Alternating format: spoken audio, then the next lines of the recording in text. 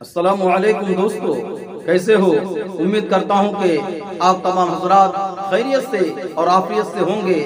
اللہ تعالی آپ لوگوں کو ایسے ہی خوش رکھے۔ آج میں آپ حضرات کی خدمت میں ایک عجیب و غریب واقعہ پیش کرنے جا رہا ہوں۔ آپ تمام حضرات ویڈیو کے لاسٹ تک بنے رہیے، انشاءاللہ آپ کو فائدہ ہوگا۔ تو چلیے آج کی بات شروع کرتے ہیں۔ نمرود کی سرکشی کا واقعہ۔ اللہ تعالی شانہ نے اسرائیل علیہ السلام فرشتہ موت سے کہا کہ تم نے اب تک جتنے لوگوں کی روح قبض کی ہے، تم کو ان سب میں کس پر زیادہ رحم آیا؟ کس پر زیادہ رحم آیا؟ انہوں نے جواب دیا کہ سبھی پر میرا دل غم سے نرم ہوتا ہے، مگر آپ کے حکم کی تعمیل پر سر تسلیم خم کرتا ہوں۔ اللہ تعالیٰ نے ارشاد فرمایا کہ سب سے زیادہ کس پر دل رقیق اور غمگین ہوا؟ حضرت اسرائیل علیہ السلام نے عرض کیا، اے ہمارے رب، ایک واقعہ نے میرے دل کو سب سے زیادہ غمزدہ کیا تھا، اور وہ واقعہ یہ ہے کہ ایک دن سمندر کی تیز لہروں پر ہم نے آپ کے حکم سے ایک کشتی توڑ دی، یہاں تک کہ ریزہ ریزہ ہو گئی۔ پھر آپ نے فرمایا کہ سب کی جان قبض کر لے سوائے ایک عورت اور اس کے بچے کے۔ اس گروہ کے سب لوگ ہلاک ہو گئے بجز اس عورت اور اس کے بچے کے، کہ دونوں ایک تختے پر رہ گئے۔ تختے کو وہ موجہ چلاتی تھی، جب کنارہ پر اس تختے کو ہوا نے ڈالا تو دونوں کی خلاصی سے میرا دل خوش ہوا۔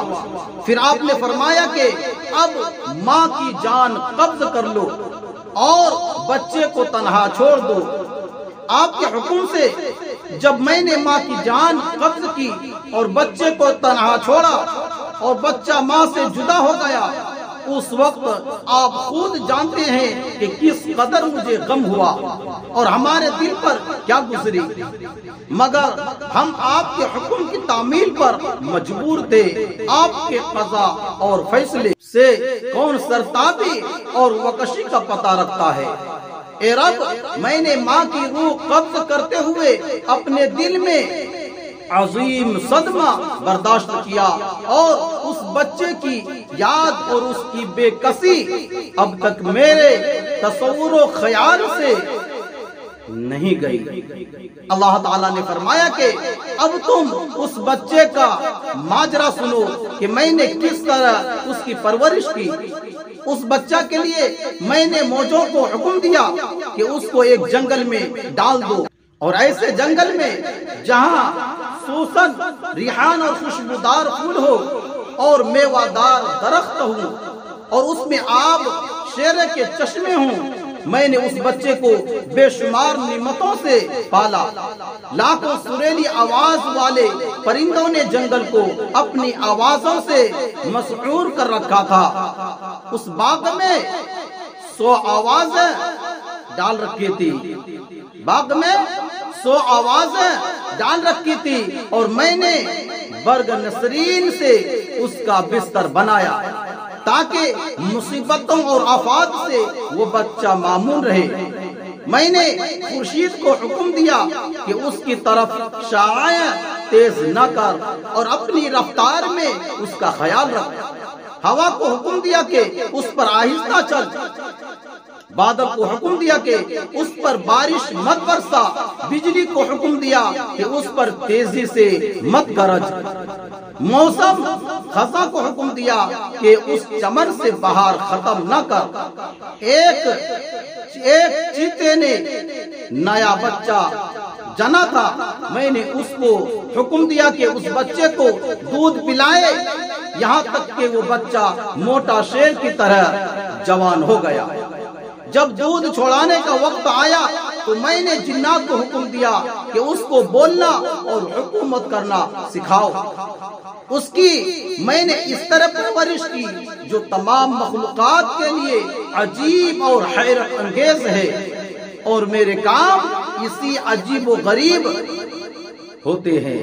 دیکھو، میں نے حضرت ایوب علیہ السلام کے بدن میں کیڑوں کی بارش کرائی اور ان کو کیڑوں پر باپ جیسی شفقت عطا کی، یہاں تک کہ اگر کوئی کیڑا جسم سے نکل کر دور ہوتا تو انہیں ایسا محسوس ہوتا کہ میری اولاد مجھ سے جدا ہو گئی۔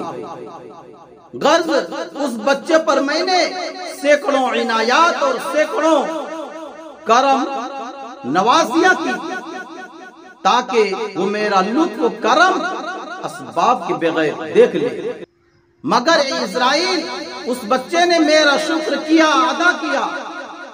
اس بچے نے میرا شکر کیا ادا کیا، یہی بچہ نمرود ہو گیا اور میرے خلیل ابراہیم علیہ السلام کو جلانے والا نکلا۔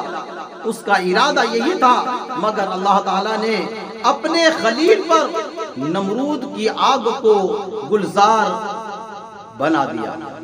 ہمیں چاہیے کہ ہم اللہ تعالیٰ کی بے شمار نعمتوں کا شکر ادا کریں، مال و دولت اور عہدہ و منصب سے مغرور ہو کر سرکشی پر نہ اترے، ورنہ اس کا انجام بھی نمرود کی طرح ہوگا اور دنیا و آخرت دونوں برباد ہو جائیں گے۔ مذکورہ بالا واقعہ سے حاصل ہونے والا سبق، اس واقعہ سے ہمیں یہ سبق حاصل ہوتا ہے کہ ہمیں ہر وقت اللہ تعالیٰ کے انعامات پر نظر رکھتے ہوئے اس کا شکر گزار بندہ بننا چاہیے۔ کہیں ایسا نہ ہو کہ اس کی نعمتوں کی وجہ سے مغرور ہو کر سرکشی پر اتر آئے اور پھر ہمارا حشر ویسا ہی عبرتناک ہو جس طرح کے ہم سے پہلے گزرے ہوئے سرکش لوگوں کا ہوا تھا۔ ناظرین، آپ کیا کہتے ہیں کمنٹ میں ضرور بتائیں۔ ایسے ہی واقعات سننے کے لیے ہمارے اس چینل کو سبسکرائب کیجیے اور ویڈیو کو لائک شیئر ضرور کر دیجیے اور اپنا سارا خیال رکھیے۔ خدا حافظ۔ السلام علیکم ورحمۃ اللہ وبرکاتہ۔